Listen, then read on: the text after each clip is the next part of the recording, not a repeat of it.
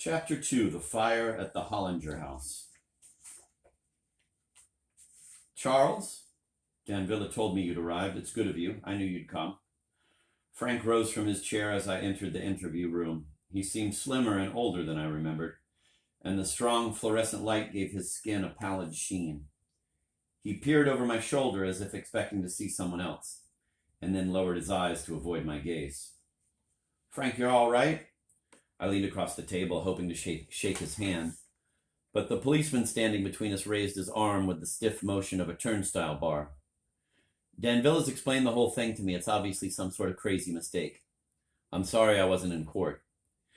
You're here now, that's all that matters. Frank rested his elbows on the table, trying to hide his fatigue. How was the flight? Late. Airlines run on their own time, 2 hours behind everyone else's. I rented a car in Gibraltar. Frank, you look... I'm fine. With an effort, he composed himself and managed a brief but troubled smile. So, what did you think of Gib? I was only there for a few minutes. Odd little place. Not as strange as this coast. You should have come here years ago. You'll find a lot to write about. I already have, Frank. It's interesting, Charles. Frank sat forward, talking too quickly to listen to himself, keen to sidetrack our conversation. You've got to spend more time here. It's Europe's future. Everywhere will be like this soon. I hope not. Listen, I've talked to Danvilla. He's trying to get the court hearing annulled. I didn't grasp all the legal ins and outs, but there's a chance of a new hearing when you change your plea. You'll claim some sort of mitigating factor? You were distraught with grief and didn't catch what the translator was saying? At the least, it puts down a marker. Danvilla, yes, Frank played with his cigarette packet. Sweet man, I think I've rather shocked him. And you too, I dare say. The friendly but knowing smile had reappeared, and he leaned back with his hands behind his head, confident now that he could cope with my visit. Already we were assuming our familiar roles first set out in childhood. He was the imaginative and wayward spirit, and I was the stolid older brother who had yet to get the joke. In Frank's eyes, I had always been the source of a certain fond amusement. He was dressed in a gray suit and white shirt open at the neck. Seeing that I had noticed his bare throat, he covered his chin with a hand. They took my tie away from me. I'm only allowed to wear it in court. A bit noose-like when you think about it. Could put ideas into the judge's mind. They fear I might try to kill myself. But Frank, isn't that what you're doing? Why on earth did you plead guilty? Charles, he gestured a little wearily. I had to. There wasn't anything else I could say. That's absurd. You had nothing to do with those deaths. But I did, Charles, I did. You started the fire? Tell me, no one can hear this. You actually set the Hollinger house ablaze? Yes, in effect. He took a cigarette from the packet and waited as the policeman stepped forward to light it. The flame flared under the worn hood of the brass lighter, and Frank stared at the burning vapor before drawing on the cigarette. In the brief glow, his face seemed calm and resigned. Frank, look at me. I waved the smoke aside, a swirling wraith released from his lungs. I want to hear you say it. You yourself personally set the fire to the Hollinger house. I've said so. Using a bomb filled with ether and petrol? Yes, don't ever try it. The mixture's surprisingly flammable. I don't believe it. Why, for God's sake? Frank, he blew a smoke ring towards the ceiling, and then spoke in a quiet and almost flat voice. You'd have to live for a while at Estrella de Mar even to begin to understand. Take it from me. If I explained what happened, it would mean nothing to you. It's a different world, Charles. This isn't Bangkok or some atoll in the Maldives. Try me. Are you covering up for someone? Why should I? And you knew the Hollingers? I knew them well. Danvilla says he was some sort of film tycoon in the 60s. In a small way. Property dealing and office development in the city. His wife was one of the last of the rank charm school starlets. They retired here about 20 years ago. They were regulars at the Club Nautico. They weren't regulars, strictly speaking. They dropped in now and then.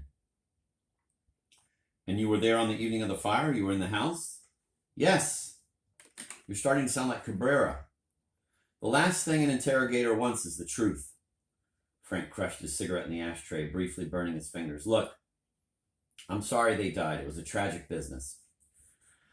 His closing words were spoken without emphasis, in the tone he had used one day as a 10-year-old when he had come in from the garden and told me that his pet turtle had died. I knew that he was now telling the truth. They're taking you back to Malaga tonight, I said. I'll visit you there as soon as I can. It's always good to see you, Charles. He managed to clasp my hand before the policeman stepped forward. You looked after me when Mother died, and in a way you're still looking after me. How long are you staying? A week. I should be in Helsinki for some TV documentary, but I'll be back. Always roaming the world, all that endless traveling, all those departure lounges. Do you ever actually arrive anywhere? It's hard to tell. Sometimes I think I've made jet lag into a new philosophy. It's the nearest we can get to penitence. And what about your book on the great brothels of the world? Have you started it yet? I'm still doing the research. I remember you talking about that at school. You used to say your only interests in life were opium and brothels. Pure Graham Greene. But there was always something heroic there. Do you smoke a few pipes? Now and then. Don't worry, I won't tell Father. How is the old chap? We've moved into a smaller nursing home. He doesn't recognize me now. When you get out of here, you must see him. I think he'd remember you. I never liked him, you know. He's a child, Frank. He's forgotten everything. All he does is dribble and doze.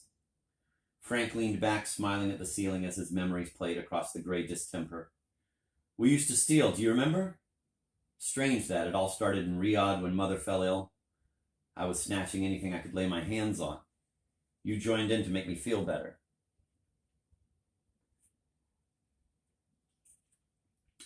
Frank, it was a phase, everyone understood, except Father. He couldn't cope when Mother lost control. He started that weird affair with his middle-aged secretary. The poor man was desperate. He blamed you for my stealing. He'd find my pockets full of candy I'd pinched from the Riyadh Hilton, and then accuse you. I was older. He thought I could have stopped you. He knew I envied you. Mother was drinking herself to death, and no one was doing anything about it. Stealing was the only way I could make sense of how guilty I felt. Then she started those long walks in the middle of the night, and you'd go with her. Where exactly, I always wondered. Nowhere. We just walked around the tennis court. Rather like my life now. Probably gave you a taste for it. That's why you're nervous of putting down roots. You know, Estrella de Mar is as close to Saudi as you can get. Maybe that's why I came here. He stared bleakly at the table, for the moment depressed by all these memories. Ignoring the policeman, I reached across the table and held his shoulders, trying to calm the trembling collarbones. He met my eyes, glad to see me. His smile stripped of irony. Frank? It's all right, he sat up, brightening himself. How is Esther, by the way? I should have asked. She's fine. We split up 3 months ago. I'm sorry. I always liked her. Rather high-minded in an unusual way. She once asked me a lot of strange questions about pornography. Nothing to do with you. She took up gliding last summer, spent her weekends soaring over the South Downs. A sign, I guess, that she wanted to leave me. Now she and her women friends fly to competitions in Australia and New Mexico. I think of her up there, alone with all that silence. You'll meet someone else. Maybe. The policeman opened the door and stood with his back to us, calling across the corridor to an officer sitting at a desk. I leaned over the table, speaking quickly. Frank, listen. If Dan Villa can get you out on bail, there's a chance I can arrange something. What exactly, Charles? I'm thinking of Gibraltar. The policeman had resumed his watch over us. You know the special skills there. This whole business is preposterous. It's obvious you didn't kill the Hollingers. That's not quite true. Frank drew away from me, the defensive smile on his lips again. It's hard to believe, but I am guilty. Don't talk like that. Impatient with him, I knocked his cigarettes to the floor, where they lay beside the policeman's feet. Say nothing to Dan Villa about the Gibraltar thing. Once we get you back to England, you'll be able to clear yourself. Charles, I can only clear myself here. But at least you'll be out of jail and safe somewhere. Somewhere with no extradition treaty for murder? Frank stood up and pushed his chair against the table. You'll have to take me with you on your trips. We'll travel the world together. I'd like that. The policeman waited for me to leave, carrying my chair to the wall. Frank embraced me and stood back, still smiling his quirky smile. He picked up his cigarettes and nodded to me. Believe me, Charles, I belong here.